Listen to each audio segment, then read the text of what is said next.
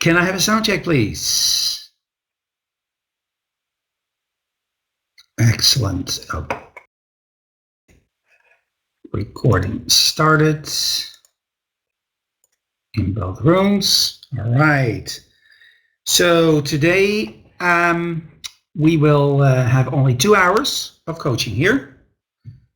We have a deadline today, so we have to start right now. And actually, Paola, we got Oliver to cut his mentorship session short so that we could start on time. So, so that's amazing, isn't it? Yeah. So let's get started here. What are we doing today? We're doing journals. We have basically covered, as you know, we have covered all the theory, all the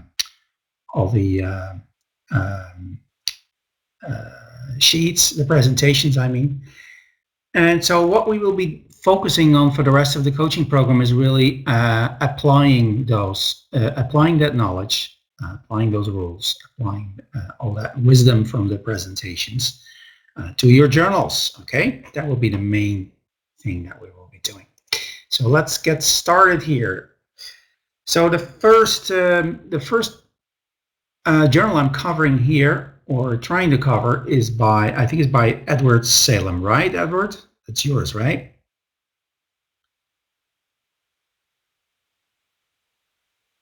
Can you hear me, Edward? Maybe Edward is in the mentorship room. Oh, yes, you're there. Oh, yeah. Okay. Oh, Lord. Yes. All right. So here it is. And let's take a quick look here. Edward wrote is that this trade was his biggest loss in 20 trades. Okay. And I'm just very happy that somebody actually made the effort of collecting 20 trades, picking one out, and sending it in to us. Okay. So I would still call on all of you to just do that. Okay. Please keep track of your biggest losses and send us a journal.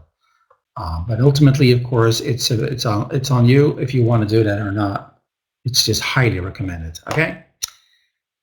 So Edward, as you can see, it is quite difficult actually to read your journal, and let's first look at that because everything is very much packed on top of each other, right? A lot of little letters here, but okay. Anyway, you say it was horrible and it hurt your soul. Yeah, that won't be the last time, Edward. I can tell you that from my experience. This is not going to be the last time that your soul gets hurt. So let's try to see what we have here,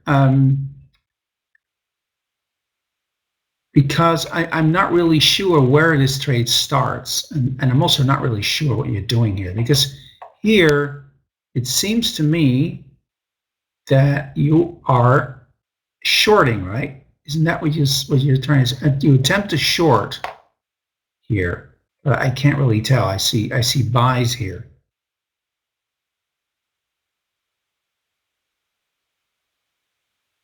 Okay, I see. So you send it in anyway. Okay, fine. So quickly tell me what you did. You shorted here, right? Or did you go long here? Because you say here that you short here. Short again. Okay, right.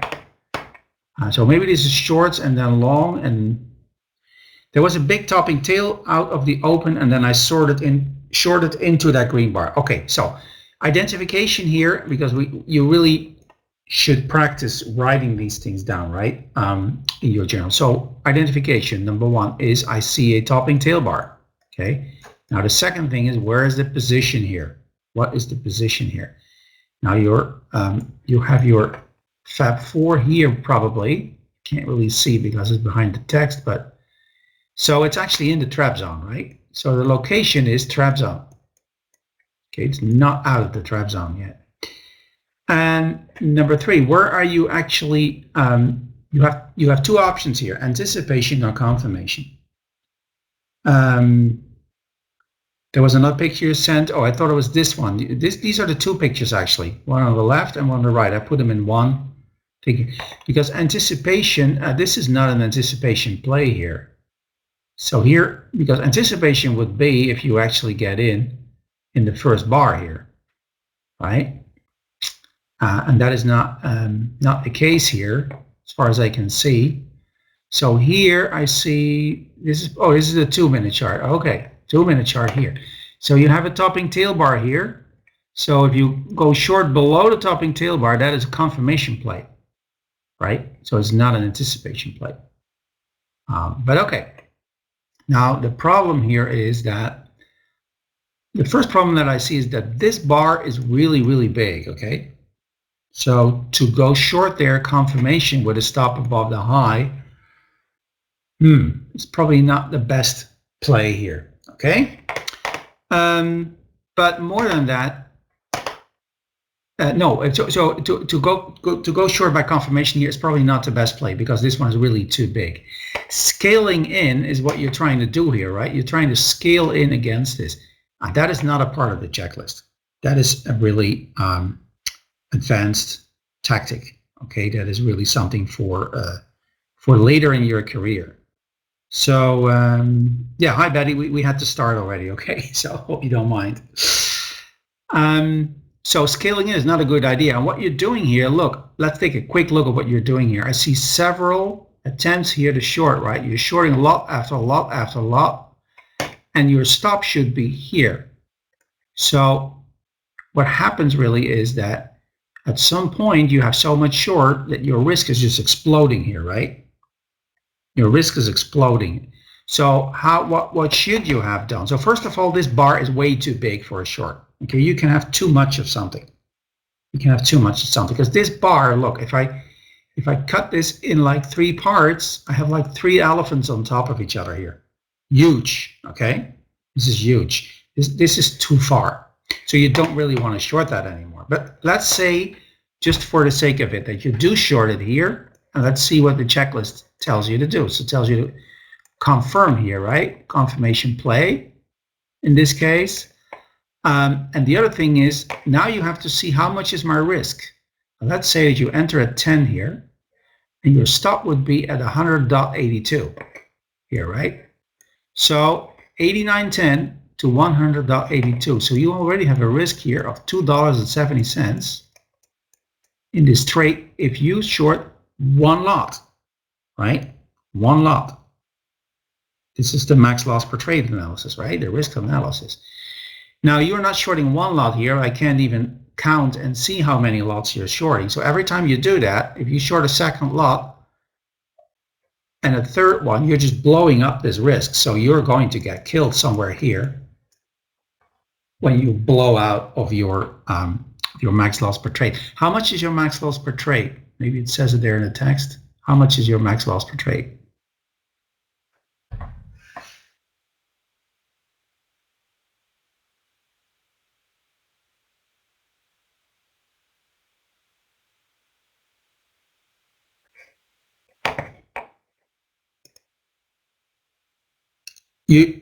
You try to stay under 50, okay, but that is a different answer. The answer, how much is your max? What is the maximum amount that you can safely afford to risk on any trade?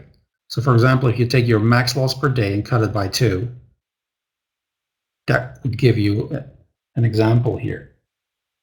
How much would that be? 100, okay. So here in this case, we have 270 already with one lot, right? Because your stop has to go here. So can you see that this play is not for you? You can't play it. Do you understand? Because if you have a $100 stop, it would go here, roughly halfway in that bar. You see that? Okay, so I think that is the lesson learned here, is that you are not calculating your risk really here, and you're just piling into a trade, and you don't really take into account what may happen as a result of that, and you're basically blowing up your account. Okay, so I think that is the lesson learned here, I hope. So still very good. I think it was very good that you sent this in so that we could take a look at it, and I hope this helps. Okay, it probably helps some other people as well. What stock is this anyway? This is the S&P. Oh my God! This is the 3 times S&P. Okay, this is even leverage. You're you're not only taking a huge risk with the trade, but you also leverage up 3 times. Okay, because it's not good enough, right? I wouldn't. I can only recommend you not to play this stock really. Just try to focus on some normal stocks that are like in the $50 range or so, $60 range, and certainly not triple leveraged indexed stocks or ETFs, because that doesn't really make any sense. Okay. All right. Okay. I hope this helps. Let's go quickly to the next one here. Next one here is by Niaz. I hope I say it right. Niaz. Okay. You're there, Niaz. I see you in the room. You're here. You can hear me. I hope. Yes, there he is. Okay. So trading. What stock is this? What stock is this? I don't see the name of the stock here, but it looks very familiar because I've seen this before somewhere. Which stock is this? You're welcome, Edward. Maybe I'm just overlooking it, but well, if we don't know what stock it is, okay. So anyway, you start by filling in here the Fabulous Four. So that's a very good thing, okay? So that we know where we are, and we have the MA200 here, of course. And then there is like an elephant bar rising here from this Fabulous Four, okay? Location, you say double plus. Well, I would think single plus, I think, because we're still very close to that Fabulous Four, right? It's MU. Oh, it is MU. Okay, look at that. You traded it. Did you get crushed, Paula? Or did you come out okay? I see. Okay, now let's take a look at this. Okay, so what you say is you see a GBI. I think what you mean is you see an RBI here, Niels. Okay, not that it really matters, but it's the red bar in between, and you decide to go long here on a confirmation entry, and your stop is event. Now, let's take a quick look at that. First of all, event stop. However, look, your stop is actually on top of the MA200, right? So that is not what the checklist tells you to do. What it tells you to do in those cases, when you are close to or at the MA200, you should use a max loss per trade stop, okay? That is number one here. So, so this is not correct, okay?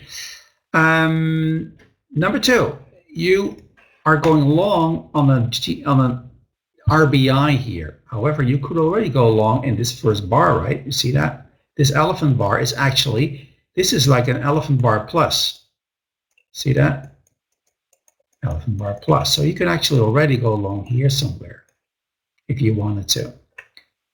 Okay, anyway, you're going along here, and then you add on the pullback.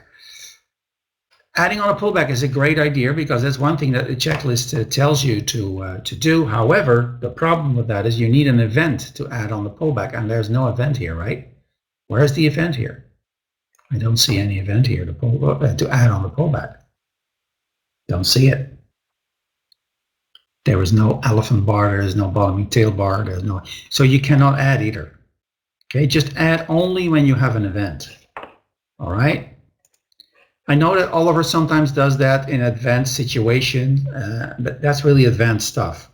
At this point, I really recommend that you focus on identifying events and just playing those events, because to know when to do this and how to deal if it doesn't work is quite advanced, and it's going to kill you. Okay. So you say I tried to anticipate a bull 180. Well, if this would have become a bull 180, then you would at least have to wait until it gets to here, right? Not here. You at this point here, this little blip here, there's no way of knowing that this is going to be a bull 180. This is just pure gambling, in fact. There's no way to know that. All right. Anyway, your stop is, oh, you have your stop under the red bar because it's an RBI, right? And you get stopped out here. Okay, fine. Yeah, that happened. So this is just a play that didn't work. It just didn't work. Okay, and there is nothing wrong with that because we know that this is a game of odds. So if you go long in this situation here somewhere, you know that this will work 7 out of 10 times. But you can also look at it from the other side and say, you know that it's not going to work 3 out of 10 times. You know that, right? This is one of those 3 times. You have to accept that. Just move on to the next trade. Nothing wrong with this, okay? Now, the only thing is, okay, you could not get into the first bar because you had a problem with your hotkeys. Okay, perfect. So it's nice that you picked it up later anyway, okay?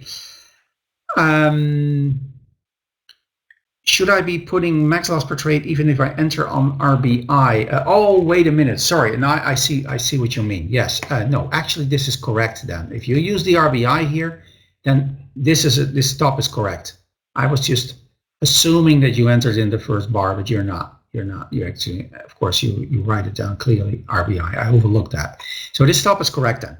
Okay. This is okay. All right.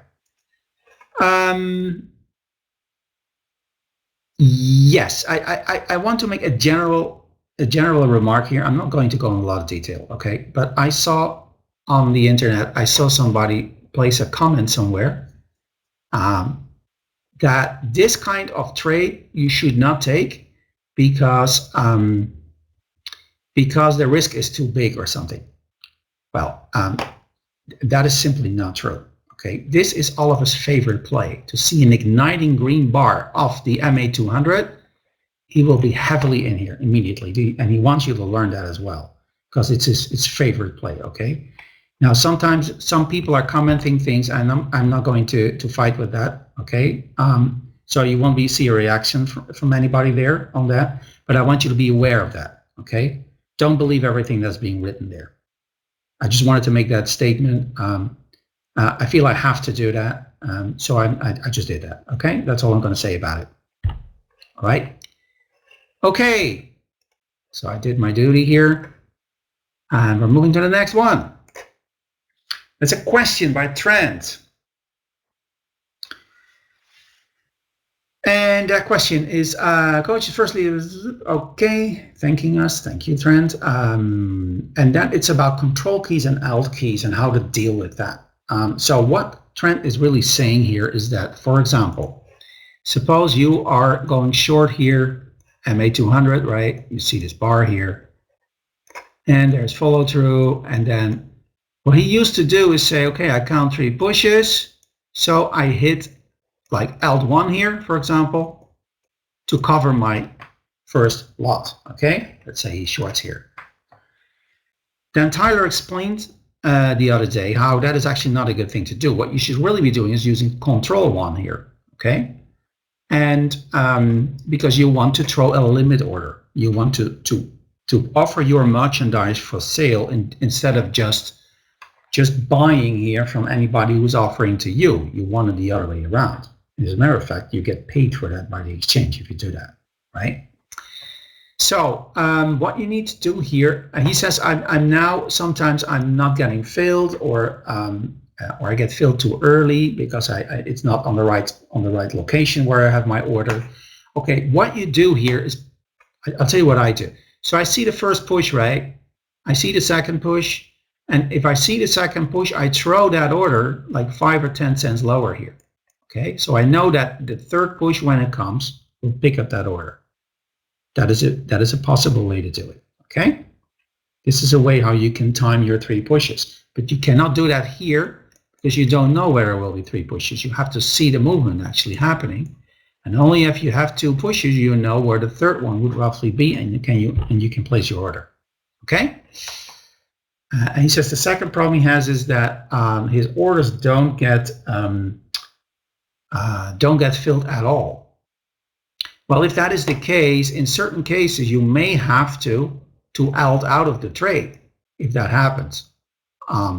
So it could be that your order is not being missed by 1 or 2 pennies, and you may have to alt out of the trade, okay, just to make up for that. But that depends. But in general, you should really be using the control keys here, right here, okay? That is the way you should do it. You do not use any alt keys, only to get into a trade. or to get out when you stop out, when you have to get out, okay? So I hope this helps, Trent. I hope I answered this question. If I see anything in a journal today where I can point this out, I'll refer to that, okay? Patrick is saying, if we only have one lot on the entry, are we allowed to take profits on 3 pushes, or do we have to wait until the new high? Well, Patrick, you should really be waiting until the new high or the new low, and possibly adding on the pullback, because the cornerstone of our trading plan now is this, right? Is the whale. That is our target to actually sell on the new high. So if you have only one lot here, you'll just have to take it. You cannot take any profits here. You add on the pullback here, and you take your profits on the new high. That's really what you should be doing here. Okay? So hope that clears that doubt as well. All right. Now, to be fair about it, this is also, again, a matter of what is your stage of development. Okay? I can see that if you have enough experience, you may actually say at some point, look, I have a lot of profits in my first leg. I'm taking profits anyway. I get it. But if you are trying to master control over this checklist, which is much harder than it seems, okay? If you're trying to do that, then you are actually studying here and practicing, and then you should just stay in that trade. Okay, so you see there, the answer also depends again on your level of development, which is something that you have to decide for yourself. So I would recommend that if you have any doubts here, I would say stick with practicing that checklist, be very disciplined about that, and go for that new high. Okay? All right. So the next trade here is by Hamza Raish. And he is trading Uber here. Marks the Fab 4. Very nice. And look, here's one of those trades again. As I just pointed out also in the MU trade, you have to take that trade because it's igniting off the MA200. So there's no excuse. This is the best play that you will find. Okay? No thoughts about that if you get stopped out, that there's a problem or whatever. No, don't make it any complicated. This is your trade. So he enters actually here on anticipation, shorting 2 lots here. That's great, because at this point, this is an elephant bar, right? He says bear elephant bar, location minus, okay? So he shorts 2 lots here. Let's take a quick look at the risk here at the 40. Stop is roughly at 90, so his risk is roughly $100. Maybe it's a little too much risk here. I'm not sure. It could be that it's just a little too much risk. Oh, he says it's 45 cents. Okay, if it's 45 cents, then it could just be just fine, okay? Then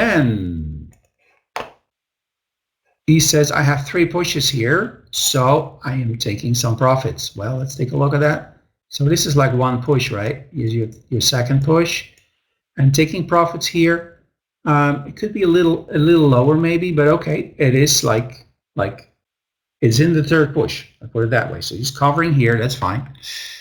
And then we move on here, and he closes the trade because he had $1. Okay, that is, of course, another thing. This is not part of the checklist either. Should I wait for a pullback? In general, yes, you should. You should wait for a pullback because that is what the list is telling you, right? It's just exactly what the checklist is telling you. It's very easy. The checklist is very clear about what to do, and then still there's always a reason to do something else, right? But why not just focus on what you have to do instead of always looking for something else? So what you do here is, because this is what you want, right? You could have more. You could add here and then cover on the new low possibly. Now, okay, that didn't happen here. So suppose he stays in the trade, right? Suppose he stays in the trade. What I can see is that you say, I have so much profits here, I'm going to trail it out. So you first wait here. Look, this is an important bar here. This bar is pushing to a new low, okay? So At that point, I can see that you say, I have more than $1 in profit. This is way too much to give back on a pullback. So now I'm going to bring my stop down, for example, to that bar here. Okay. That makes sense to do that. And then you would be stopped out here. Could do that. However, in general, you should really be waiting for the pullback because that is what you are practicing here. That's what you're trying to get under your control. Okay? However, of course, there is a moment when you have so much profits, and a dollar profit on a $50 stock is a lot of money. Of course, I get it. Okay, so I can see that you say, okay, this is more than $1. I'm going to trail it out, but don't close the trade. This is one rule that I really want to give you. Never close your trade yourself. Always let the stop take you out of the last lot. Okay, so just somehow at some point bring that stop down, for example, like this, okay, and get stopped out somewhere, or maybe you want to go with an MA here and you can stay in the trade even longer and you get stopped out here, whatever.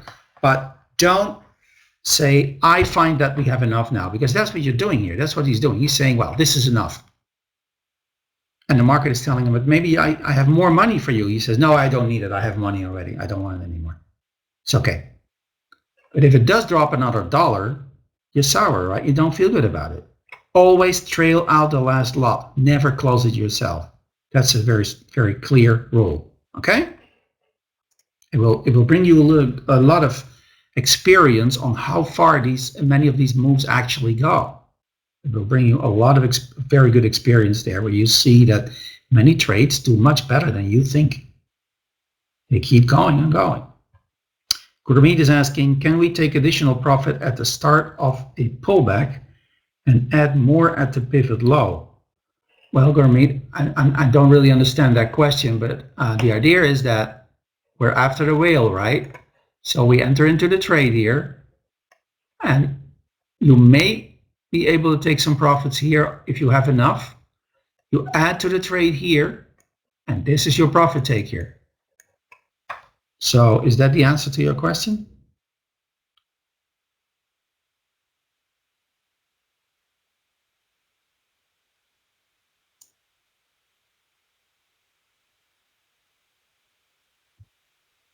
I hope it is.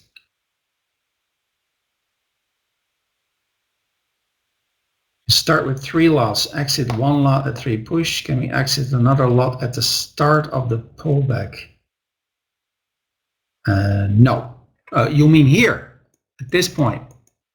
No, because you don't know if it's the start of the pullback. You cannot know that. And that also means that you are actually taking profits when something goes against you. We don't do that. You take profits by throwing limit orders above you, okay? And you hope that they're being picked up. That's the idea. If you get the topping tail bar, there's no problem. Just survive that pullback, because you don't care whether you see a topping tail bar there. It doesn't matter. The only thing that matters here to you is to catch that whale.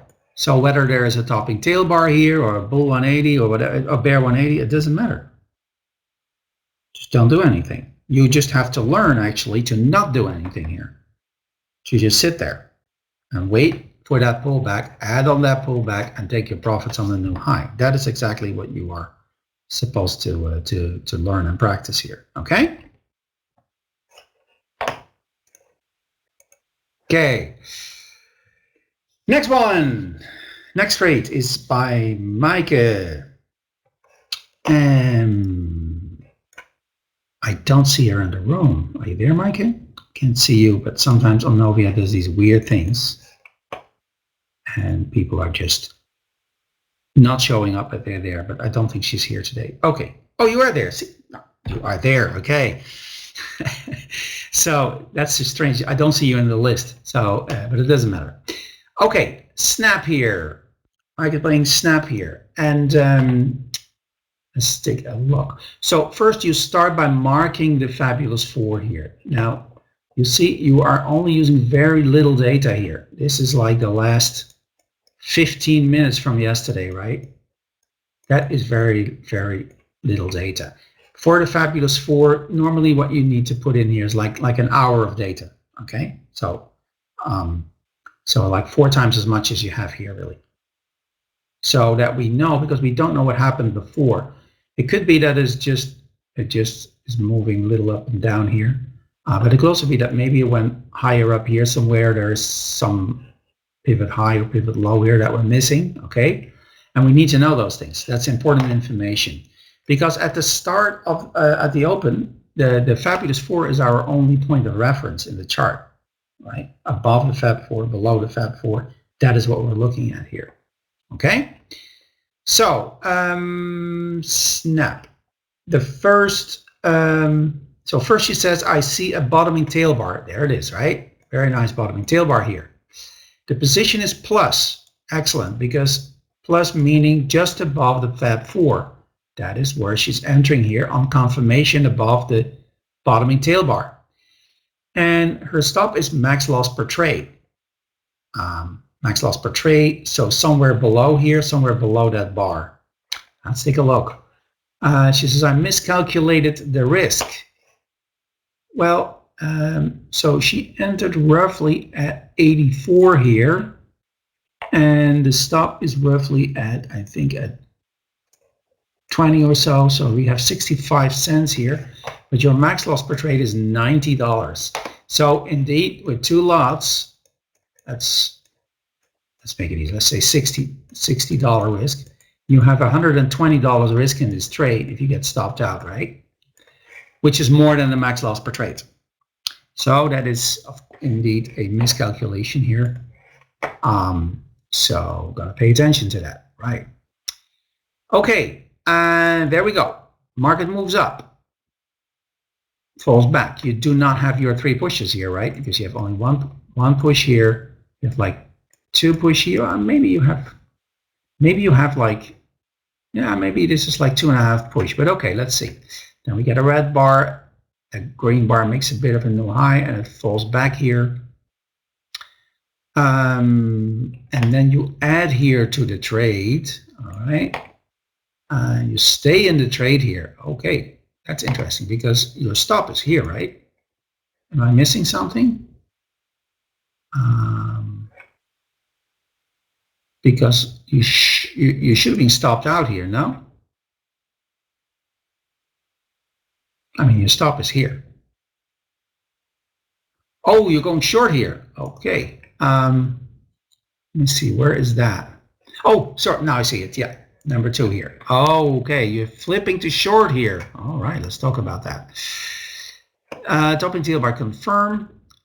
Okay, the stop is here. Okay. This was an incident here, error on hotkey. Okay, fine. Going down here, moving back up, and then you are covering 1 lot here on the new low, okay, and covering another one here after an add here, okay, and then the stop goes here, and stop goes here, and somehow you get out here, but I don't know why that is, because the stop is here, the last stop adjustment that I see, okay. Well, anyway, let's go over a couple of things here. So anyway, the entry, I think the entry is nice. It's very nice. The risk was a problem. We know that already. That's not an issue. Now you see this thing go against you, and you'll decide to go short here, but based on what? Because now that you flip the trade to short, really what you're saying is, I'm going short here. Fine. So what is the position here? What is the position here, Mike?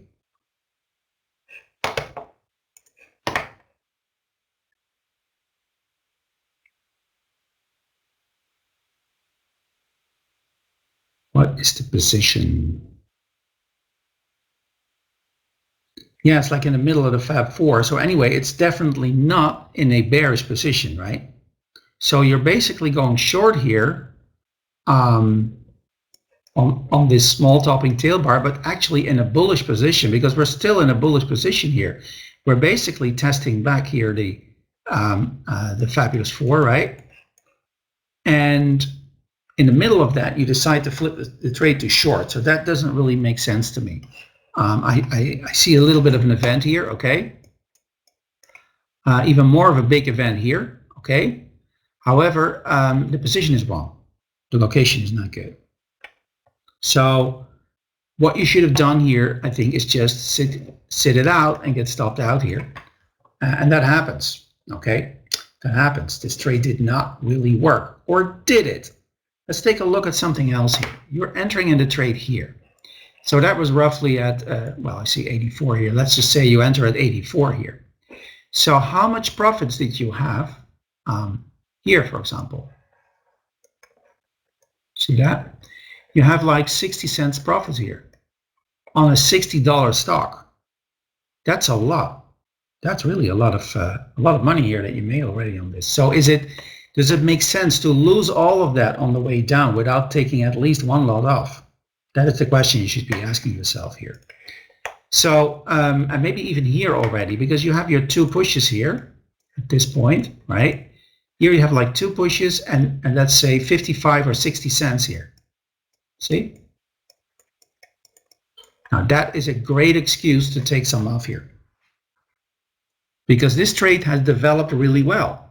It's already, you are more over $100 in the profit here with two lots.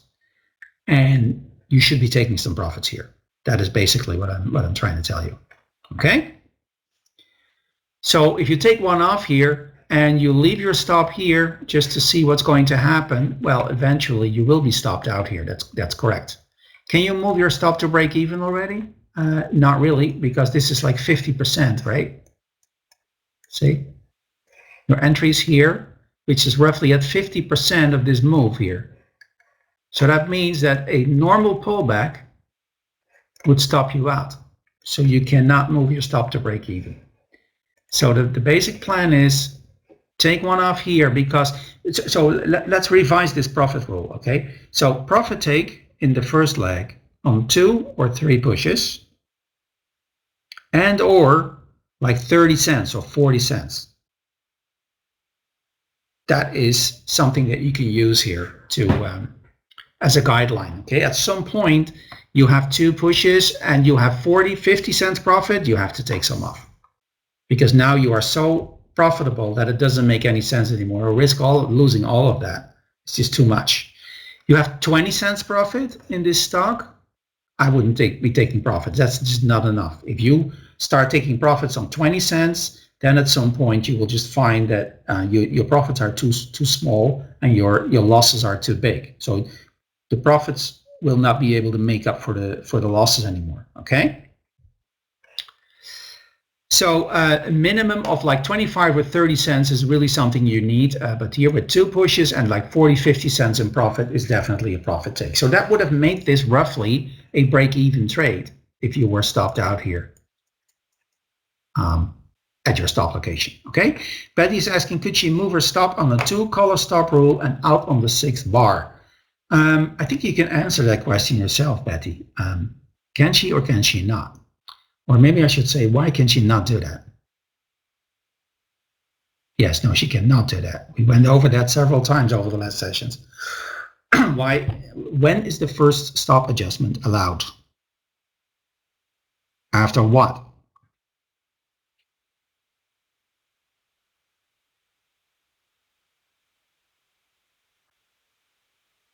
Pullback, that's right, Mike. After a pullback, and there is no pullback here. I mean, this could become a pullback, but it's not. It just keeps going down and down and down, right? So, but today Oliver taught again the 2-color stop rule, and that's what it is.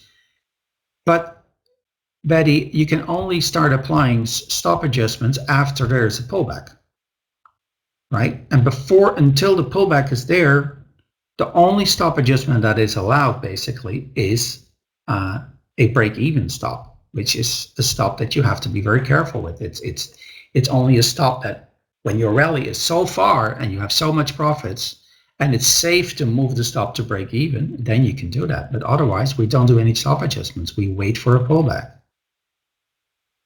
Any questions about that?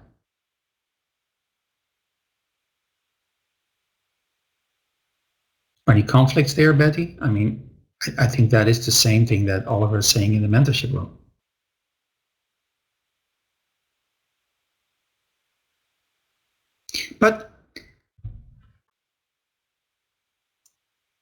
No, I don't think so. There is no confusion here. Oliver says one thing and you say different. I have no problem with a color bar, with a color stop rule, Betty. We teach that also here as a part of the stop adjustments, right? However, we also teach, and I think Oliver teaches the same thing in the mentorship, that you can only start to adjust stops after your pullback. Until that time, you'll leave your stop where it is, initial stop. You don't move it. Or perhaps to break even in certain circumstances. Isn't that what Oliver teaches as well?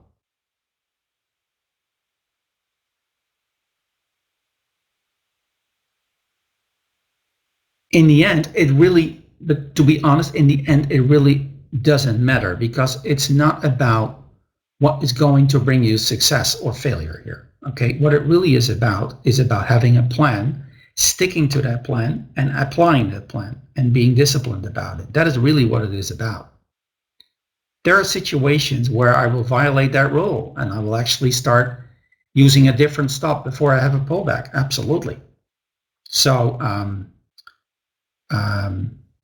but that is coming from experience, you know, because I'm beyond that stage. But I think it's a good idea. At your stage of development, I would definitely consider to just stick to that plan. Don't move your stop until you have a pullback. And then start applying color-based stops and big bar stops and whatever else. Okay? So let's quickly. Today at time 0:30, I wrote it to come back to its 2 of your bars taken, move, stop, and exit. Today at time 0:30, I wrote it to come back to it. I'm not sure what that means. If 2 of your bars are taken, move, stop, and exit. Okay, that could be an extra rule that you may want to adjust to attach to your checklist. Okay, you can do that. It's a little bit more advanced, but you can do that. Okay, but it doesn't mean that we're teaching one thing and that somebody else is teaching something else. That is just not true. Okay. Okay, so back to this trade. So that is the story here with the long trade, and you just get stopped out. Okay, well, it happens. Actually, so you flip the short here. I think that flip is not good. However, it did work here. It did work. In a more advanced situation, you might actually flip earlier, like somewhere here. But we don't do that here because now we're going to get advanced here. There are many situations where you cannot really know what to do here unless you have the experience to do so. Okay. So it worked well, but I think it was not a good flip here. Okay. All right. Neil says, can we reverse the position before reaching out max loss per trade? If we have a strong bullish or bearish signal, if we were out of the Fab 4 zone. No. Well, there is a concept called stop and reverse. Okay. We have not talked about that here. Stop and reverse, that is something that you will only use when there is very strong violence and immediately against you, but not after a little while. That is different. That's just a regular reverse. And you should always, Niels, what you should always consider is this a trade for me that I would be taking under normal circumstances, right? Is this something, suppose I was not long here, okay? Would I go short here? That is the way to look at it. Suppose I had not taken this long, I'm looking at this chart and I see this happening here. Is this a short trade for me? Well, for me, it's not, right? Because it's in the Fab 4 here. It's above the MA200. It's actually straight into the MA200, which is one of the strongest supports here. So why would I go short here? No way I'm not going short here. It's not going to happen, okay? So you should really try to make a distinction here between trades where you flip the position because the trade is going against you. That's not good enough of a reason. And trades where you short because you actually have a valid short trade there. So, for example, if the trade really go up high, it's very high there, and you see a valid short there on a high distance away from the MA20, MA200. That is a valid short trade because now that trade you would take also if you were not long. You see? Okay? All right. So let's move on to the next trade because we have, Now there you are, Betty. There we go. Gurmeet wants to know more about stop and reverse in one of the sessions in the future. We can see we have time to, we can spend some time on that maybe next week. I think Tyler has some presentation on that, if I'm not mistaken. We can take a look at that. Yeah. Okay, so Betty here, shorting, max loss per trade, 130. Okay, shorting IBM. Going short here, 2 lots. Again, the most powerful play there is, this is a strong bear elephant bar. Okay, anticipatory entry, so entering before the bar is finished. Very good, position minus. Excellent. And the stop is event here, and the risk is $80 on this trade. Okay, so let's see, two lots, right? 2 lots. Wait a minute. 1 lot add. Oh, what? Oh, yeah, 2 lots short here. Okay, 2 lots short. So that is 25, 70, 45, $90. Okay, that is within your risk here, and then you're adding 1 lot here, and that will just be inside of your risk. Okay, perfect. So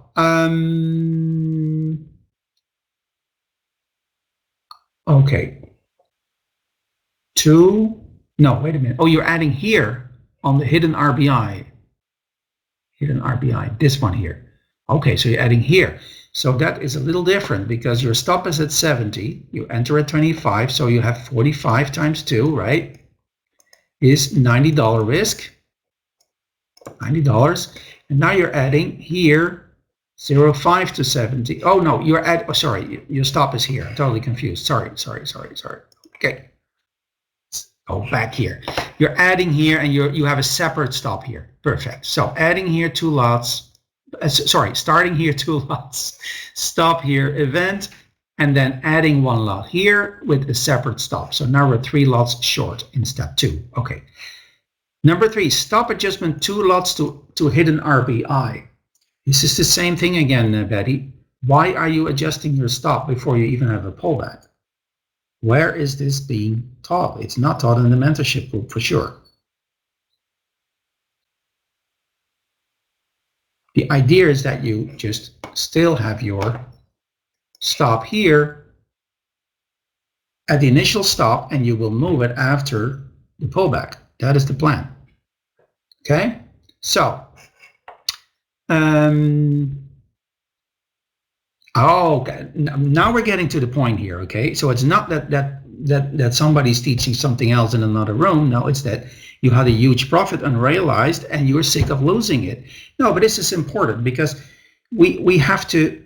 It's important not to cover these things up, right? This is what made you do this, not that somebody else told you something different. That is window dressing, right? The truth of it is you felt that you had too much profits and you didn't want to lose it anymore. Okay. However, you're waiting for 3 pushes here, right? How much profit do you actually have here? And let's count from the add here. Okay, so let's say 0.5, and then here you have you're at 75, right? So at this point where you can no longer resist the temptation to move the stop down, okay, where you are no longer in control of that, you could also have taken some profits because you can actually take a 30-cent profit take here on your add, right? Why not?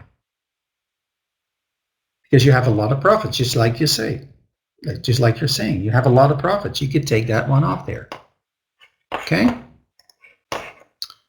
Here's your 3 pushes, and then you cover 2 lots here. Okay. Yeah, you waited for 3 pushes. I get it. But you're just saying that you have a lot of profit. So it's not only about the 3 pushes. If you have 40, 50, 60 cents profit at some point, you could take one off. See? It cannot be that you have 40, 50, 60 cents profit and you say, yeah, but I'm still waiting for the 3rd push. And then it goes all the way back and you get stopped out. It doesn't make sense, right? Especially if you have 3 lots. You have 3 lots here, so you can afford to take one off here, right? Okay, so you take 2 off here at 4, and then at 5, you move the stop down to the big bar. We still don't have a pullback here, right? But you are just moving that stop down here. Basically, what you're doing in moving that stop down here is limiting the possibility of a successful bounce, because if it goes a little further here, you'll be nicked out, right? So you're taking that risk. Okay. This is why we don't want to do that. Okay, enough about that. So pull back here, fine. Step number 6, adding 2 lots here. Ooh, okay, with a stop here above that event. Okay, 2 lots. Why not 1 lot? Why 2? Because it's a small bar.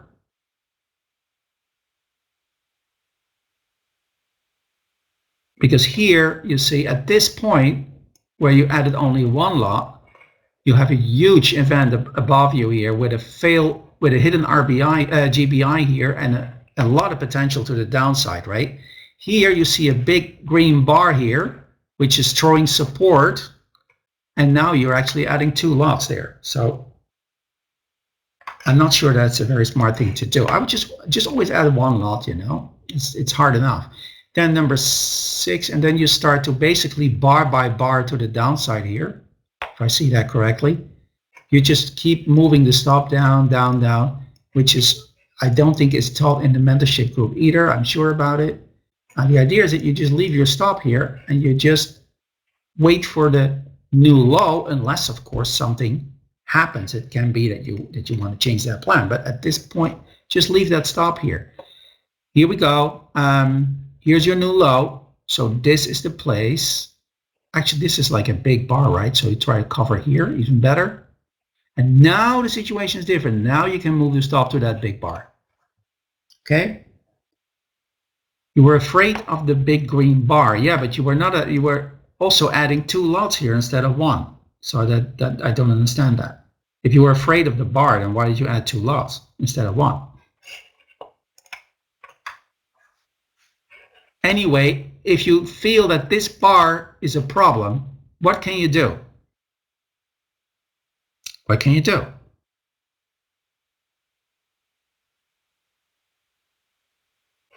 Well, you can wait for the second signal here. Look, there's indeed this bar isn't in fact problematic. Look, this bar here causes this bounce here, this big green bar here. Oh, it's not big. This green bounce here is caused by the shadow of this green bar. But now, look what happens.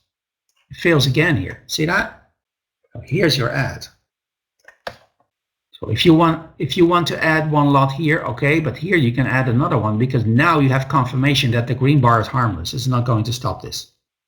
Huh? It's just not going to stop it. Okay.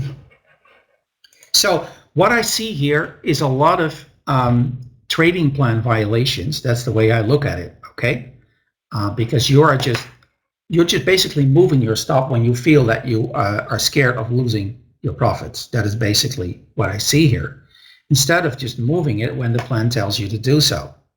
And part of that you can solve by just taking profits when you have 30-40 cents profits, especially when you have 3 lots. You could take 1 off and maybe you feel better then. Okay, but here especially, I mean, this to me, this doesn't make any sense at all to do it that way. Either you add here and you go for it, or you don't add and you wait for confirmation here, fine, and you go for it. But you cannot, like, bar by bar here. It worked this time, but the chance of you being nicked out of the trade is very big. You don't give the trade the room to develop, really. Okay. Yes. Okay. Let me finish off here, Tyler. It's your turn to take over. I hope this helps a bit, Betty. Think about not moving that stop until you have the pullback. Okay. Try doing that. Let's see next session what happens. Okay.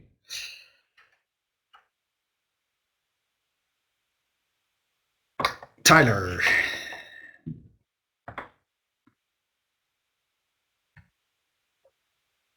You're welcome, guys. Should I close my...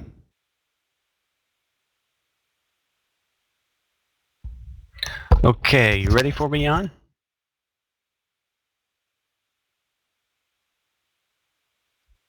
Let's see here. Hello, Betty. Hello, Andrew. Hello, everybody. There. Okay, you can hear me? All right, good. So let me make sure screen sharing's working. I'm going to take over Carla's trade here.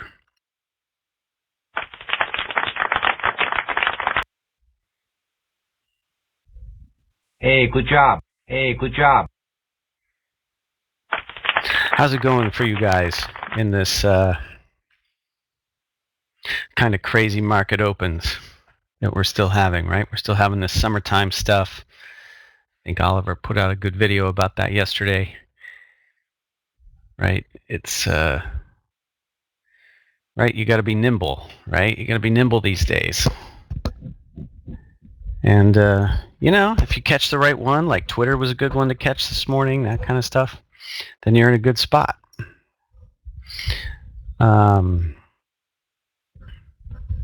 know, because position was good and, you know, that kind of stuff. But I do think it is tricky, right? Now let's take a look at what Carla did here, right? We've got, right? What do we think about this position? Pretty nice, right? So I think this position's really good. I think the event is beautiful. I think anticipatory entry is great. Let's see, exceeded your max loss per trade. I think you meant, Carla, that you're shorting here, right? So this should say -2, -2. Is that correct? Is Carla here? Yeah. So I think that's what that's supposed to mean. And it says, or did you, yeah. I guess I need to understand, Carla, if you're there.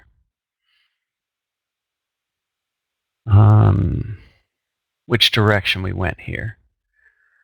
So it looks to me like we went short here. Totally fine. You took 2 push profit right here. I think that's a little jumpy, right? But fair enough. You took that. And then you said you should wait for another push, so that's correct. And then over here, decided to close the trade, right? And it looked like green would happen. Okay, fair enough. I see what's happening here. So I look at this, and you're short here. You should have some profits. My guess is somewhere down in this box, right? Let's say we have some profits down in here. And you want to be able to sit through a pullback at the 20, right? And I do think that you could call this a green bar ignored zone. And I think by the time you get down here, moving stop to color is okay. So if you wanted to stop it out in this zone, fine.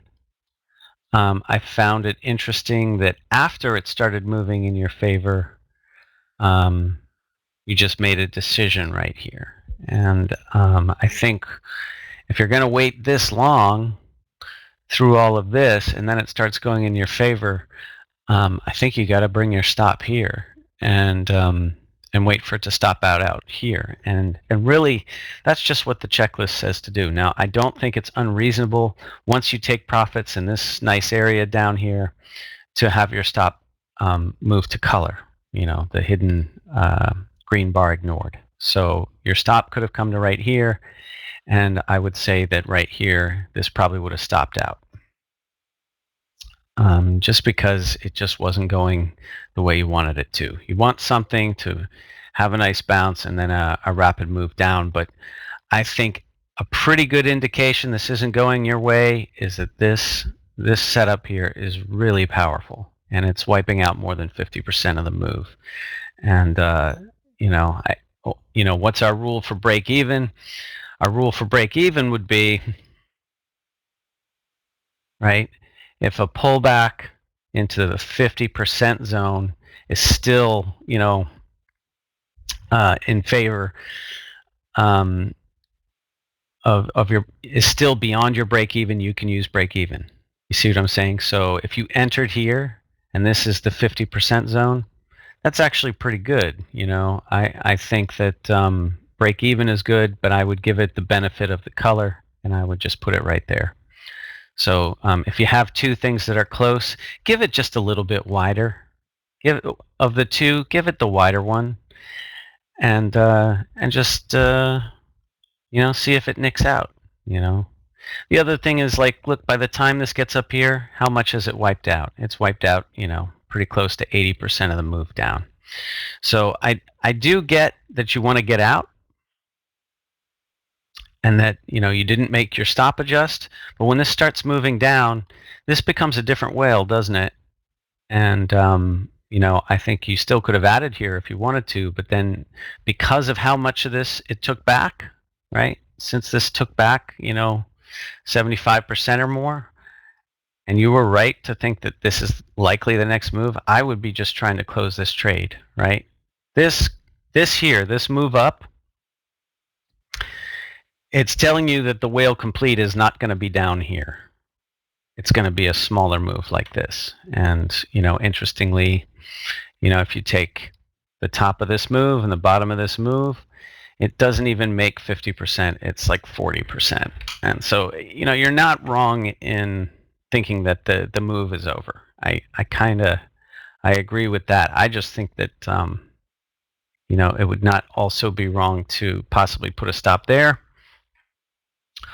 Or if you're not going to do that, the taking out of this green, it's still part of your mandatory add, but I think, you just say, well, we get a couple of pushes this way, and then we close the trade at sort of break even. And just to get into the practice of using your add anyway and seeing what the pushes are going to do,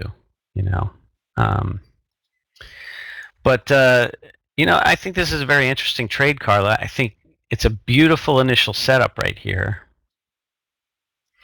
I do think this is an add, and then I think down here you should get 2/3 of it off, have the stop here, and be out here. I think that's how the checklist would play this out. And I think when you get far, when you get this like distance, and you take profits, there is a point where you can say, I can adjust my stop. And I know the stop adjust is for the most part not supposed to come before the pullback, right? But after you take profits, a stop adjust is possible. So Cynthia's asking the rules for moving your stop loss to break even. Okay. Break even has to do with when you've got a move, like this move down is fluid. You've just got straight bars, right? And, let's say your entry is here, your stop is here, and you start getting down so far, and I like to say this, if this is where your break even is, and 50%, in this case, is below where your break even is, then a 50% pullback will keep you in the game. What it means is that, like if this were an R trade, for example, right, and this is 1R, and this has moved like 2 Rs, right? If it were to go back 1 R, right, a break-even stop would still be pretty safe. You could sit through, like a reasonable pullback would go back into the 50% zone and then continue, right? You need to be able to leave a 50% pullback and a touch off the 20, right? You need to leave the space for that. If a pullback into the 20 runs through your break even, And if a pullback into 50% runs through your break even, you can't move that stop yet. You see what I'm saying, Cynthia? It's like, I don't want you moving the stop if doing so changes the trend. Like, or stops. No, the wording is this: if it would stop you out inside a healthy pullback, right? This is not a healthy pullback. This is too much. You don't want your pullback to take back 80% of your move. But if it were to reverse right here, we'd be totally happy with it, right? Then I think there's good odds of a new low. But once we start getting 70, 80%, the odds of a new low have pretty much vanished at this point, haven't they? It's just not nearly as probable. So, yeah, a move down is likely, but a new low is not likely. So I use break-even stop when this has moved so far that it could come back and make a good, 50%, a good healthy pullback, maybe even 60%, but it still wouldn't touch my break-even entry. See what I'm saying? But if it were to come all the way back to break-even, if that would reverse the trend, it would reverse the odds, then I would say, yeah, a break-even stop is okay. So I hope that was clear. I know this is kind of not the best drawing for that, but and that's in I believe our third class, second or third one in the series. We talk about those stops, the break-even stop.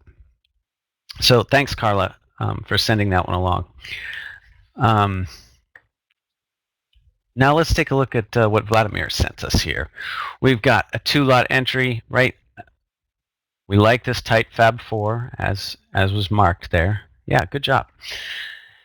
And here's a 2-lot entry, right? I think, what's our max loss per trade? 90?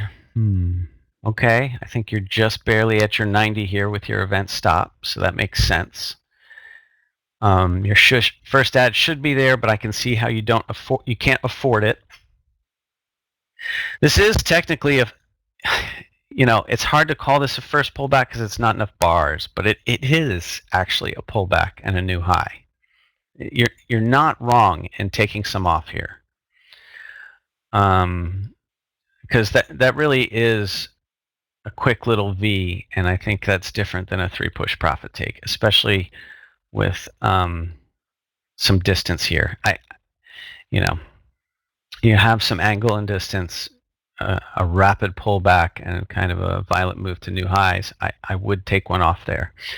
But I do think that does not preclude your adding here or adding here, right? So, I do think that this hasn't moved so far. It hasn't even moved to 3-push territory. I think this is a nice stop adjust when you get the new high, and I think there's nothing wrong with either adding here or adding there. So I'm glad that you got that, right? Now this stop out I don't get.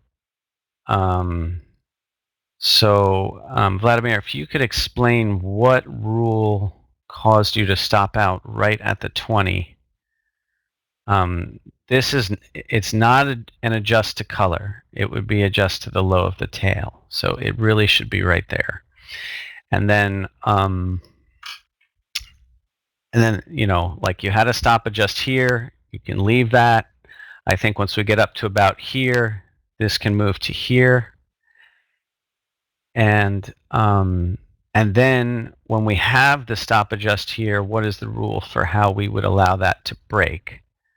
Because even if this is your stop, right, even if you moved it to right here, this is not a pivot break.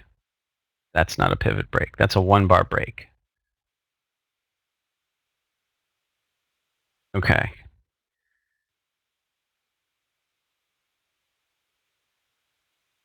But you stopped out with both ones. I see you wanted to stop the ad.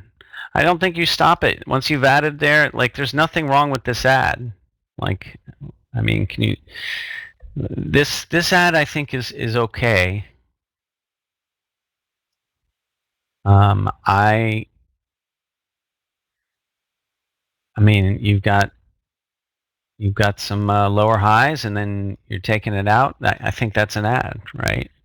I think this is a better one near the 20, but I do disagree with the stop adjust moving up here. It should be here. It should be the bottom of this tail, because that was actual price action. And then it should be a 2-bar break of this, not the first bar, the second bar. You have to give it the room, because everything is operating inside this first move up, right? And I think right here, look how far this would have to pull back to break that. That would be losing 70% of this initial move up. But anything in the top half, yeah. So this is another great example of anything that happens in the top 50% of this, like anything up in here, don't let it bother you, right? Just give yourself a break. Don't be in a rush to do anything in the top 50%. I mean, yes, there are stops that can happen, but like, I think what happened is, like, you got up here, suddenly you thought maybe it could go lower down here, and you just won it out immediately. But scary things happen in the top half on purpose. I mean, look at Bitcoin right now. Is it in the top 50% of this massive move up? Yes. And people are throwing themselves out the window. So it's kind of, it's amazing, right?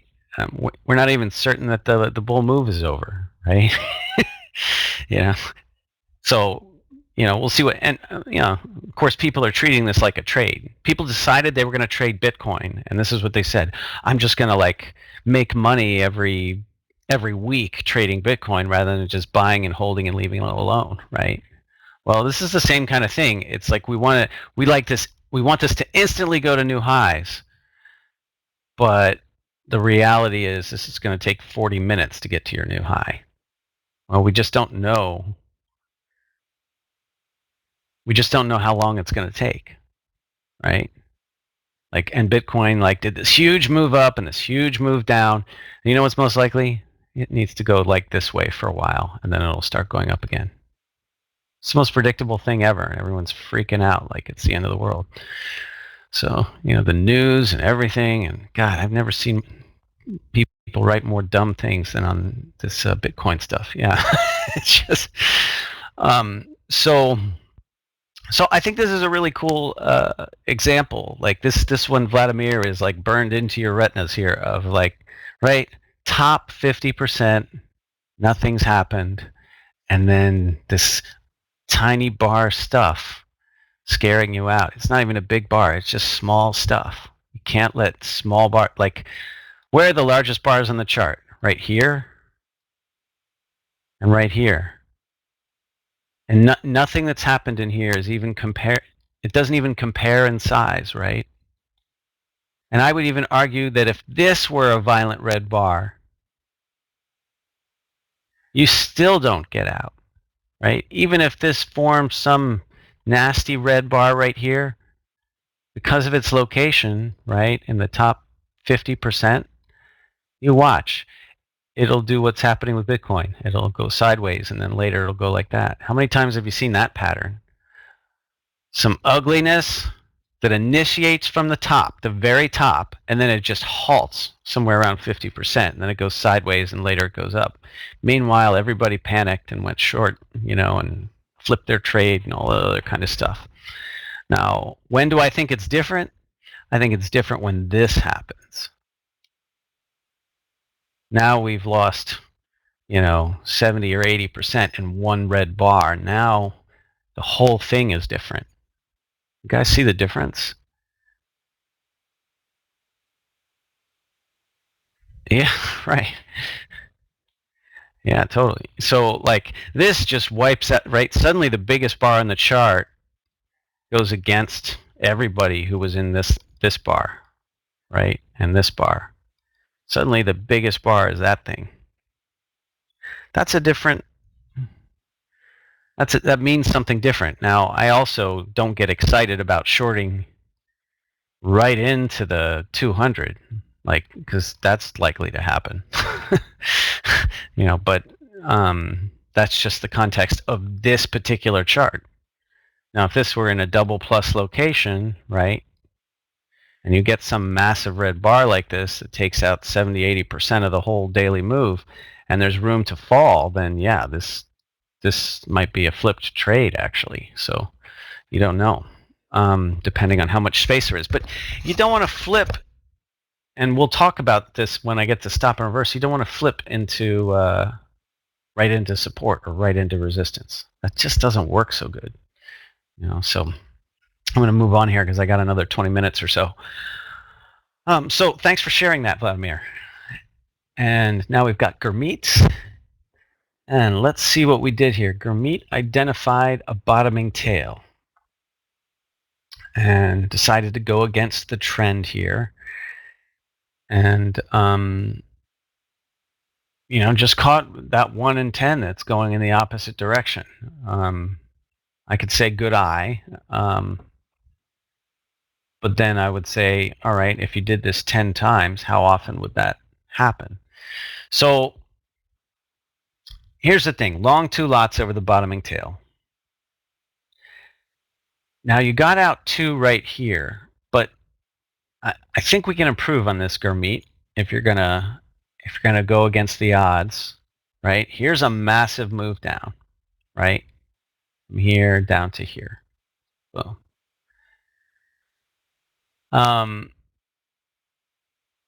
What's the target if you're going to play this? What's the most likely area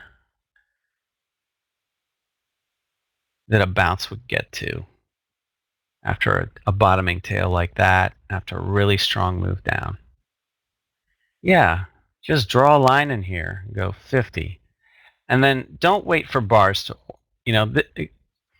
because, let me ask everyone this. Is this a list trade or is this a scalp?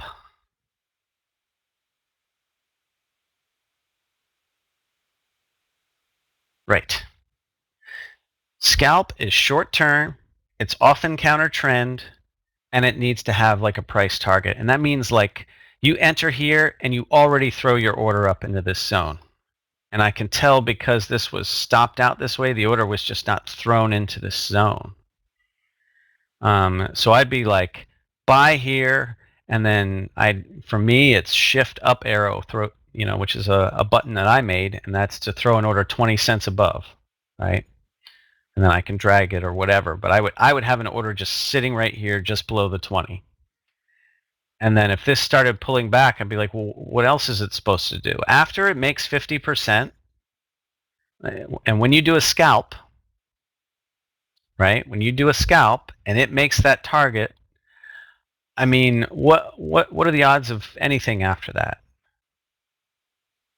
Is it long or short? I don't know, to be honest, right? Once we get here, I don't know if it's this or that because I think it's really 50-50, right? And so once it becomes 50-50, I need to have a trailing method. I don't think it's bar by bar necessarily, especially with this wide bar. But I do think it deserves a break-even stop if I'm going to let one go and it's 50-50. Give it a chance. But honestly, with a scalp, I tend to take the whole thing off. Because when I get to here, I go, I don't know. It looks to me like the momentum should still be down. I don't wait for it to stop out. I just have the order sitting here. If I got there, yippee. But after that, I don't have any belief in any odds in either direction. I don't like this as a long trade either because this is just like, what am I hoping for? Yeah, it did this, but I really I just don't care. I don't like if we practice going long into this, what's going to happen most of the time? Like 8 out of 10 times, what's going to happen? Yeah, I mean, maybe here you'll get some kind of movement. But after it gets to 50%, like most of the time it'll find some way to get back down. Because you're fighting like real violence, which Tony's going to talk about here in a few minutes. So, you know, I just, the only thing I can say about this is, one, label this as a scalp, and two, make sure an order gets filled right at 50% on this one. I wouldn't stop out below a bar. I would just be like, you know, that's where an order has to be a control order, control up arrow or something like that, so that you're getting filled when you run through that 50% zone. Now this is Intel, which doesn't go as far, and you know, we're only talking, you know, if this was at 62 cents getting up to 78 cents, is that enough for me to be excited about it? Well, you know, if your max loss per trade is $60, that's not bad, you know, but it's not a lot, you know. So, you know, you're playing with a really tight zone there, Gurmeet. It's really tight. But I think that's because you were doing a scalp or something like that. So thanks for sharing that, right?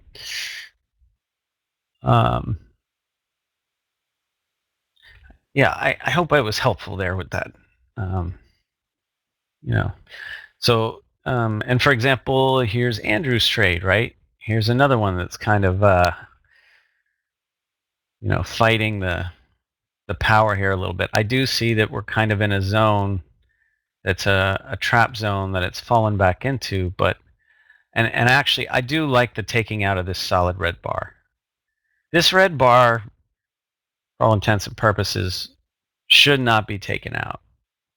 And when it is, it does, you know, it does, this kind of thing does have some bullishness to it. Like that's a thing that shouldn't be taken out. So I think it is worth giving it a try as kind of a 180. I'm sure on the 5-minute there's some moving average here that this is hitting. Andrew's saying did not take it because it was in the trap zone, but is saying this is how it would have been traded if it did take it. So that's wise. I think that's good, right? Profit take new high. A good add here when this solid red bar is taken out, right? Another profit take at the new high. And then I think at this point, right, make sure that the stop adjusts, right, Andrew? So, and then like you said, ADA trail. I like it, right? I think that's great. But this is a tricky one, right? Because you're fighting this violent red move down, and it looks like something that shouldn't be along. But I get why it is along, you know, taking out that red. But it is kind of right in the 50% zone of this violent move down. And I don't know how to say that, like, I don't disagree with that being along, especially the way that the market's been moving. It's just, is that intuitive? Does that really follow the checklist? Does it follow, you know, it's rough. It's rough because I would put this in the category of, if you ask, well, is this easy? The answer is no. And if the answer is no, then possibly a pass, right? But I do like that you identified the taking out of this this red bar, and then you know, when this red, can you guys see that it's not always identifying the cleanest bar and going in the direction of that bar? Sometimes it's the wipeout of that bar. You know, things come back up. Sometimes the wipeout of that bar that has the potential, you know, something that just never should have been wiped out suddenly gets wiped out, and you go, all right. But I am concerned about playing in the shadow of this red. I think there are better things to look for. And you can see that even when it got to the new high, the shadow of that red did, you know, find some violence. And in the end, the pullback was caught by the 20 and it took over. you know. So interesting, right? I like the pivot better. I like this better. When this has demonstrated that it can make a new high, which it did right here, I like the red bar takeout right here at the 20. I think that's a brilliant play that has potential to just go. I don't think that this necessarily owes you a new high. Right? So that's a good question, Gurmeet. So, you know, can you see why? Like, we're just not going to get in the practice of fighting this first move down.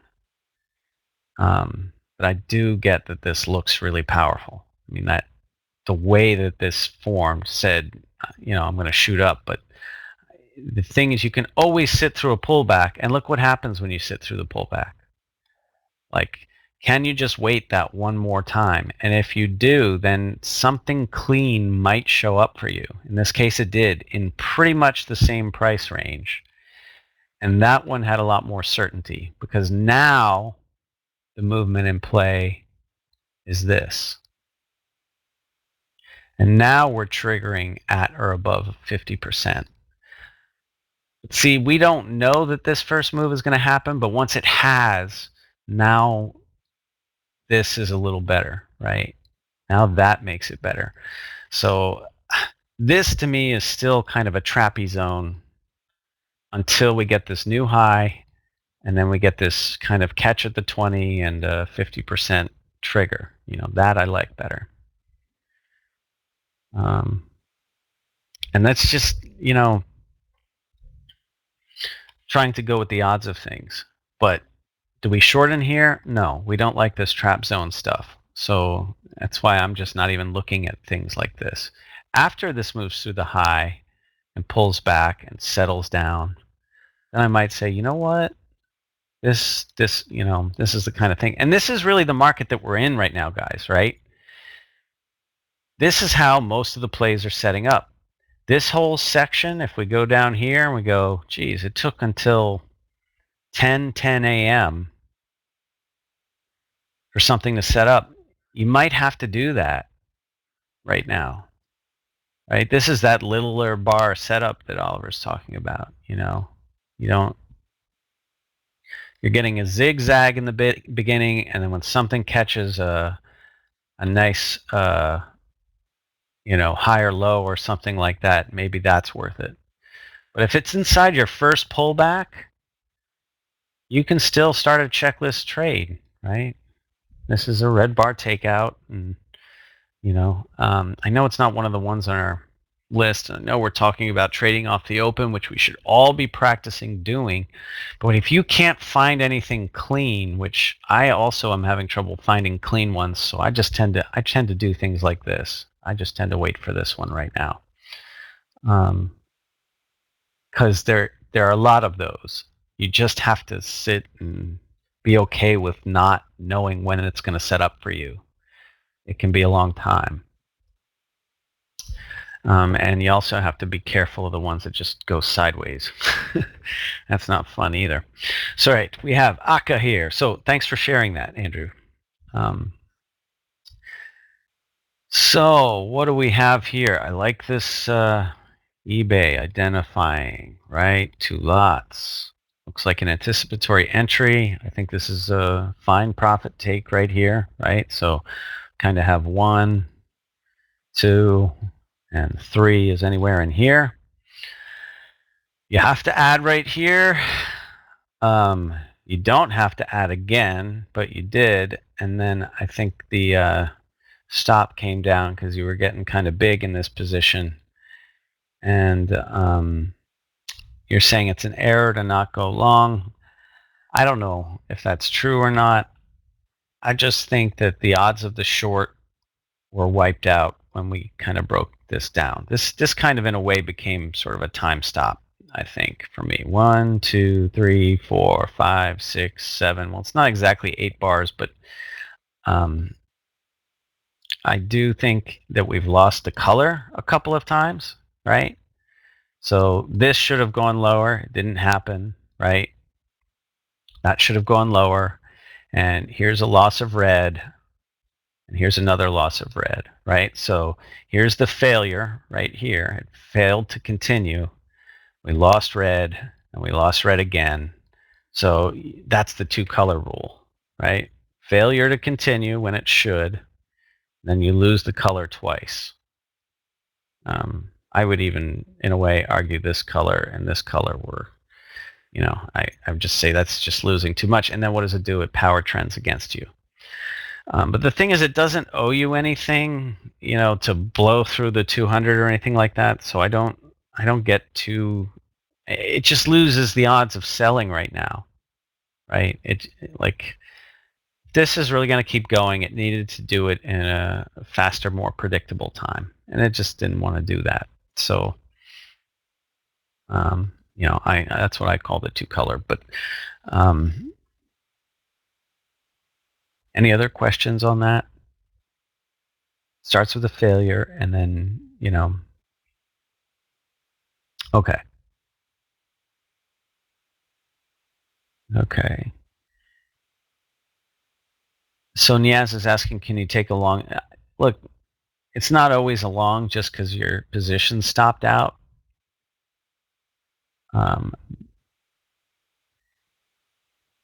I think I look at it this way. Assume that this is going to have some real resistance at the 200. So if your trade is already profitable, right? And then, you stop this out, maybe the thing becomes a small loss. I mean, once this gets above here, it might get here. I'd just like to see some power bars. I mean, it's a good question. It does have a little room here, and it does have pretty much a power trend. And once it gets up here, you got to take some off. I'm not saying I wouldn't do it. I might. It's just not the most compelling thing out there. There's just better things that have some space to move into, and if the space you have is 40 cents, I don't know. If 40 cents is worth it to you, then fine. I think you're playing with small potatoes if that's it, though. Right? So, because I just don't. It doesn't owe you an explosion through the 200 at this point, and it's crawling. So you're halfway up in a power trend, right? So if this is the beginning of the power trend, by the time that you flip this, you're already halfway up. So you're beyond halfway up. So it might owe you a few more bars, but I just don't think it, Okay, good. I hope that makes sense. So thanks for sharing that one. That was kind of interesting. And look, Michael sent us the same trade, right? And added again and added a fourth time, and then got out, right? Now, I do see why you're doing this. I think you're right, Michael, that this is a better entry, right? And then you would definitely have some profit takes here. So this is where I think you can see that entering with one lot can be a problem for you. If your max loss per trade is $80, I still don't know why. You could also just do an event stop, but get 2 lots in there. And the reason is this. You did not take profits here. I mean, I see what you're trying to do. I mean, but it's a late entry. And so you just threw one in and you intended to add on here. And then it started going against you and you started adding more and adding more. And I think that's fine. And I think this is a great 2-color stop right here. And I don't think there's anything wrong with that, So I think that add is fine. I don't like, I mean, you have to do it in this position, but let me ask you this. After this strong green move up,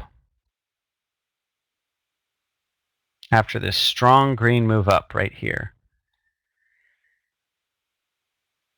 anything that happens in like 1, 2, 3 bars after this strong move up, is it likely to just take off to the new lows when you just recently 2 minutes ago had this violent move up? Like what's most likely to happen after you have that strong move up? I'm not saying don't add here, but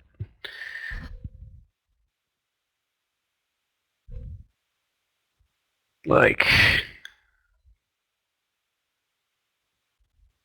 I think what's most likely when you have a powerful move up is either you get a new high first and then, maybe you start getting some selling, or you're going to get some time in this direction and then later it'll go down, right? Or you get 2 colors stopped and this thing power trends to the upside, right?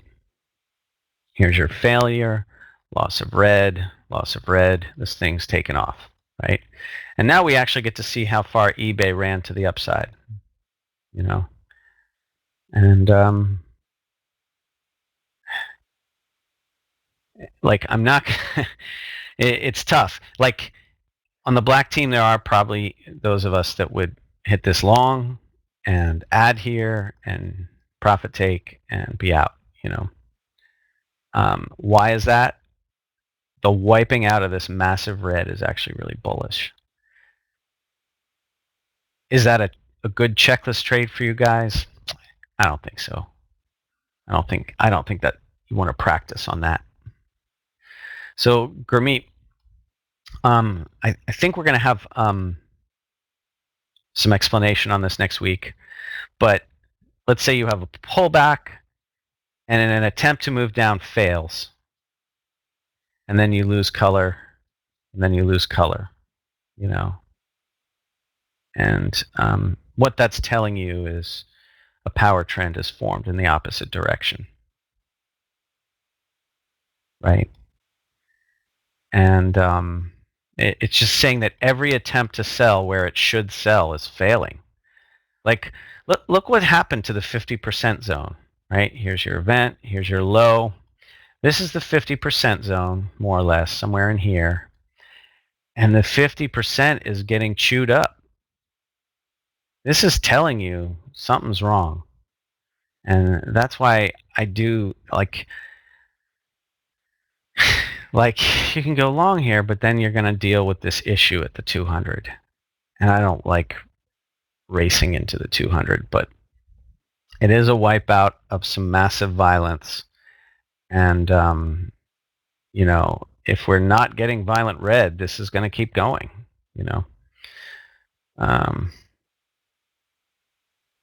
So where exactly would you add on this first pullback since this no red bar took out the green bar? Well, that's a good question. I would say since no red took out green, yes, this is a narrow bar add, but I just don't want to be in this in the shadow of this green, right? So your first pullback is a mandatory add. But I'm going to say if you don't have a good event, a good takeout of green, you're well within your rights to pass on it. This is where you get to make a decision. If it didn't wipe out green and it's just the low or high of some neutral bar, why don't you wait for a color to be taken out? Now this one is mandatory. You guys see how this one is mandatory? It's 3 bars, red takes out green, boom, mandatory. But this thing here is just, we're losing too many attempts to sell, and this is just power trending. So I do agree with that stop. Like if all you're doing is losing red bars at higher and higher prices, you can get out. That's the 2 color rule, right? In a way. And I think Jan would explain it a little differently. He would want to see a test of the low get wiped out and then see red and then see red again. But I have seen Oliver just say, like, look, you're losing too many reds here. So it's just like this thing's power trending. 'Cause I did see Oliver kind of explain it a little differently the other time, and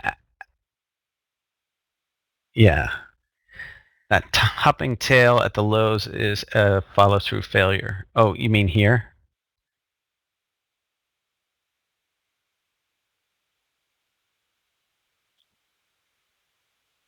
Is this the one you're talking about, Jan? This failed new low here? Okay. So Jan would say that this is the first failure. This should continue, right? And it gets killed. And then here's a red that you lose, and here's a red that you lose. It's just, here's the point, is like something should continue. And then you just start losing these red bars at higher and higher prices, and you go, no, this is not what this is supposed to look like. Go look at it. Go look at other charts. You're going to see that when that happens, something is wrong, you know. So anyway, thanks for sharing this, Michael. I know, I understand the excitement. Good. I'm glad you see that now. I'm going to do one more, and then we're going to put Tony on. This looks like today. So I like it. Patrick here caught Twitter, right? There's kind of a tail here. I like this entry, right? This is when that starts to follow through. Kind of a red bar ignored, added a little more. And then we got so excited that we made 10 cents and we started selling. Telling you, when you get these wipeouts, it means it's just getting going. You're just getting going when you start seeing red get wiped out. So I like this one, but I don't like this one. I don't like this one. So I think here and here are good first two. I don't think there's any more ads after this. Forget about these. All you're doing is bringing your average price way up. And this is why, Patrick, you add here and you add here. Now it goes this way. Is your trade underwater now? Is your winning trade now in negative P&L? Right. And is it necessarily over? I would say not. Now, I do think that, you know, here's a red bar ignored, here's a tail, here's another red bar ignored. We're A to May at this point, right? So I like the A to May stop. I think that's great. Here's the 2-bar stop. You did that perfectly. So good job with that. I think that's exactly how that should go down. And then this here, right? When you like, guys, the second you notice that you're in a power trend, no more profit takes. I see you did that probably because you realized, well, at least these are profitable. Let's get out, you know, because yeah, you were in too heavy, like you said. But just don't even add those.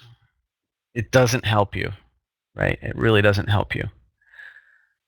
So, well, I'm glad this is your biggest gain so far. It sounds like you had a really nice, nice day with that.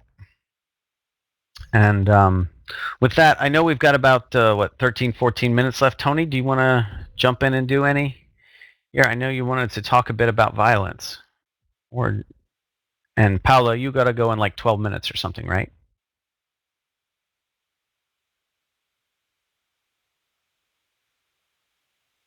Okay, cool. Yeah, no problem. No problem. Well, we got like 12 minutes. Is that not enough?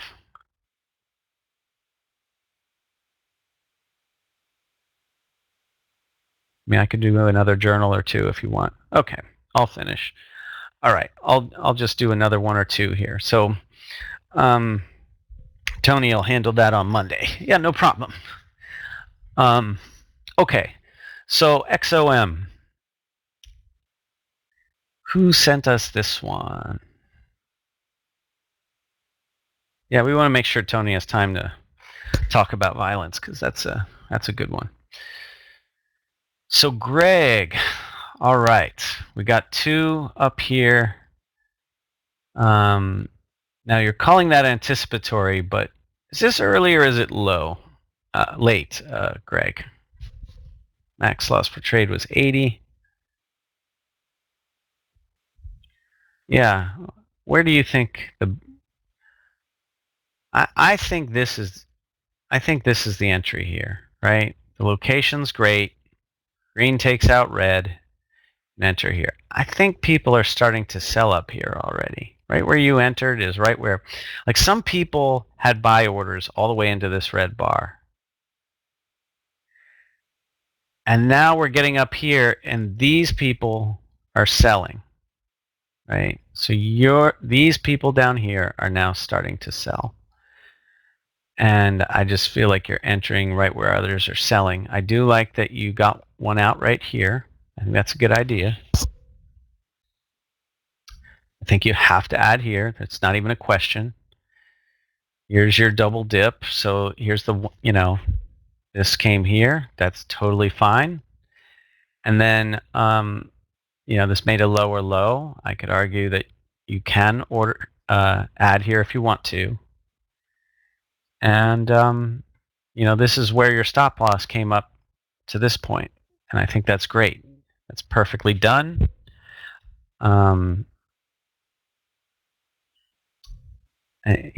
now we kind of have like a bunch of time. You didn't move it here, which makes sense because we did not get 75% of the way back up.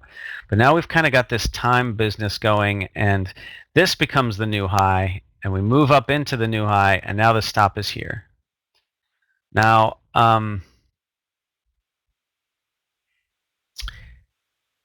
is this technically a 2-bar break of this?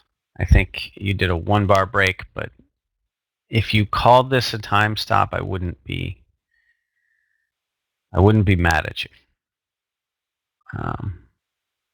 So it's definitely a time stop is 1-bar break and a double. If you're using this though, it would have to be 1 penny below, and it would have to be this bar. That's all I have to say. And even though in this case it looks like that saved you 10 cents, over time you'll notice that this one 55% of the time will break below, and then later it'll be off to the races again. So Gurmeet's asking which of the 7 types of stop do we take the 2-bar stop? 2-bar is, who can answer that? I'll make it simple. There are only 2 times where you use a 2-bar stop.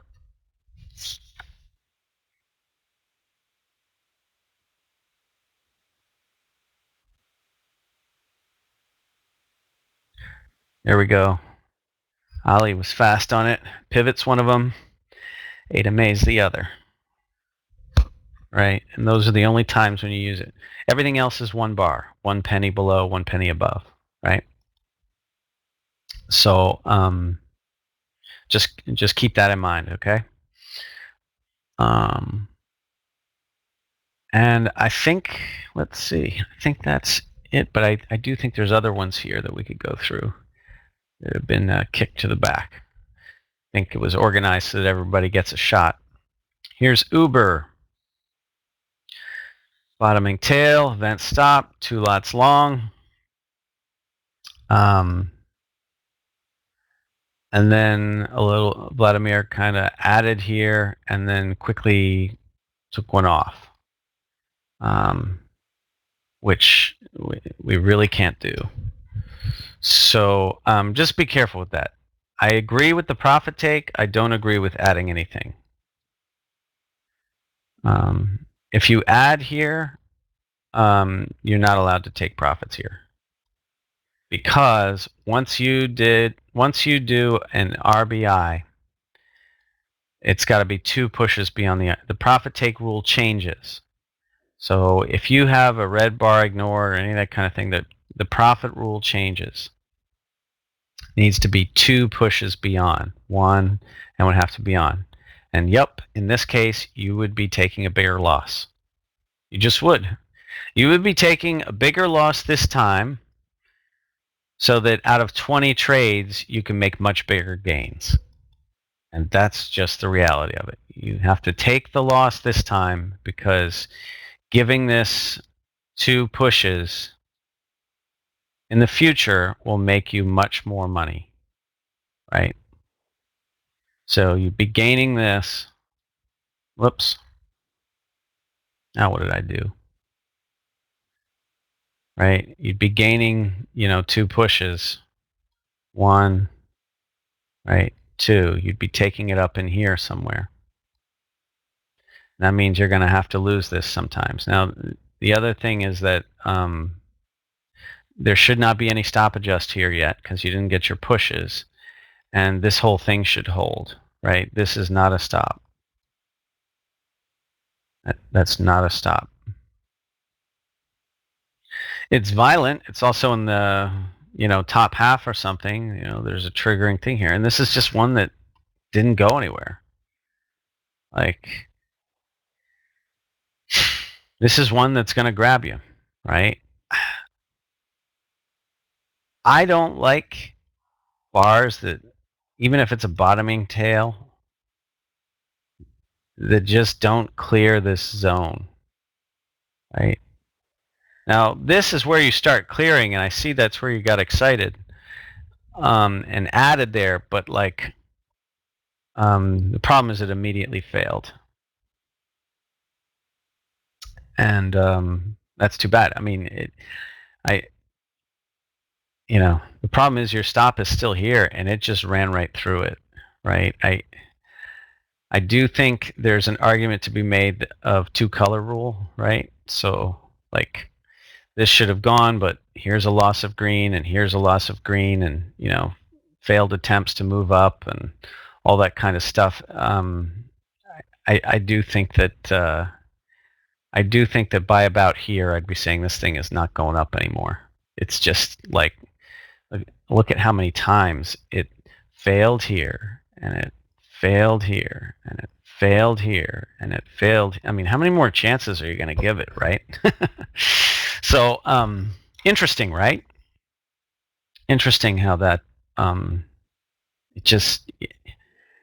doesn't this kind of like what happened here just define a power trend? It just wipe out, wipe out, wipe out, wipe out. It just starts grinding in the other way.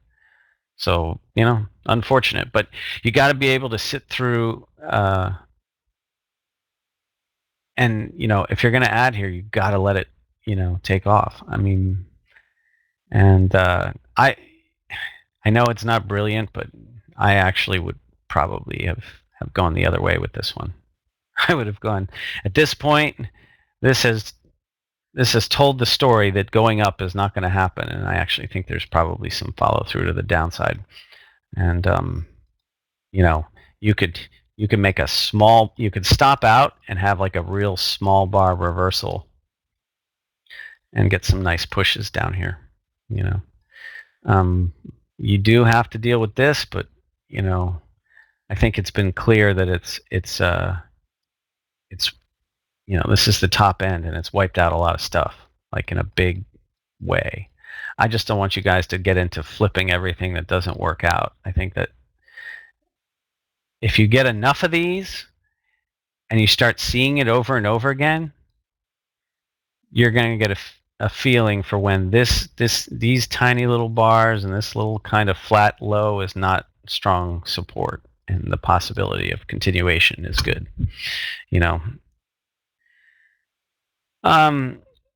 When do you ignore the Fab 4, Lawrence? When you start getting past 10 o'clock, 10:15, 10:30, all that kind of stuff, now this becomes much less important. It's kind of like this. You have a violent red bar, right?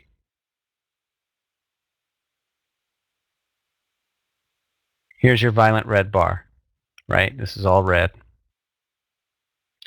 And now, instead of following through and continuing down, instead of doing that, it kind of bounces and then does this.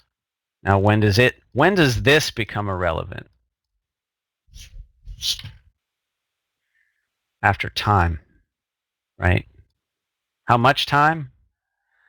Well, if you take this bar, let's say this bar is a tree and it falls over. When that tree falls over and you get to the end of the tree walking horizontally, then you can say that everybody who is short in here has got out and now something else can happen. Right? Does that make sense? So in the morning, if you're trying to figure out, well, when does the fabulous four, well, take whatever high to low mess that is, go laterally, and now if a pattern starts to form, then it can follow through. So like I would just say, give it space, give it time, and then it's no longer important, right? So this all seemed important, but then it all got wiped out, and now we've got this distance. It's kind of like this, right? And now all this stuff is history, right? It's history. It's just not important anymore. So I think you just give it time, and then all that excitement is gone. So I think we need to let Paula go. Right, Paula? So, yeah, it's just, I think, yeah. So it's a different tree everywhere, right? So, yeah. Hey, good job. No problem. I think Hey, we good went job. through a lot of charts here. We'll record where we stopped, and we'll take it up on. We've gone way over on a couple of these other things, so we're good right now.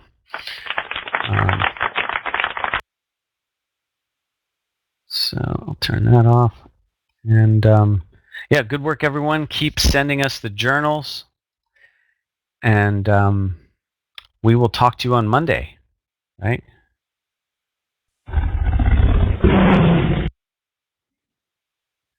Tony the Tiger.